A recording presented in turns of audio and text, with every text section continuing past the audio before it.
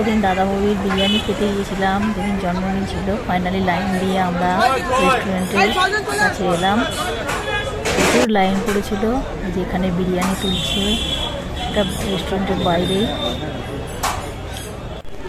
তো আমরা ভিতরে ঢুকলাম, অনেক লোক খাচ্ছে। আমাদের এইখানে সিট করেছে, যে এখানে।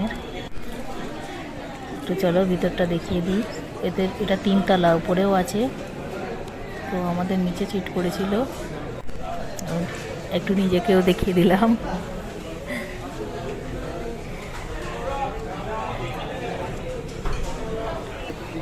দেখো আমাদের বিরিয়ানি এসে গেছে।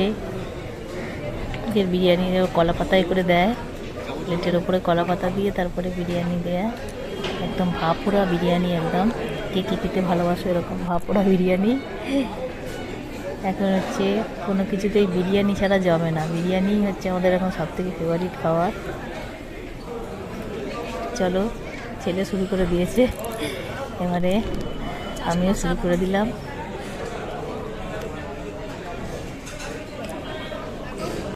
খাওয়া হয়েছে, আর কিছু না কিনলে হয়। মলে চলে এসেছি। আমাকে এটা কেমন লাগছে না দেখাচ্ছি ভালো করে। এই যে টেস্টটা কেমন লাগছে আমাকে। হ্যাঁ,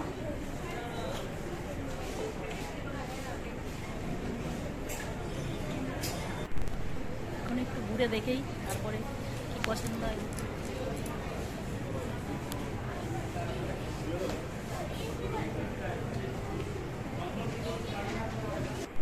যেতে যেতে আয়না দেখলেই আমি দাঁড়িয়ে যাই, একটু দেখে নিই কেমন লাগছে নিজেকে। হ্যাঁ, আয়না দেখলেই আমার এটা কাজ, দাঁড়িয়ে যাওয়া। চলো, এখন সবাই কেনাকাটা করছে।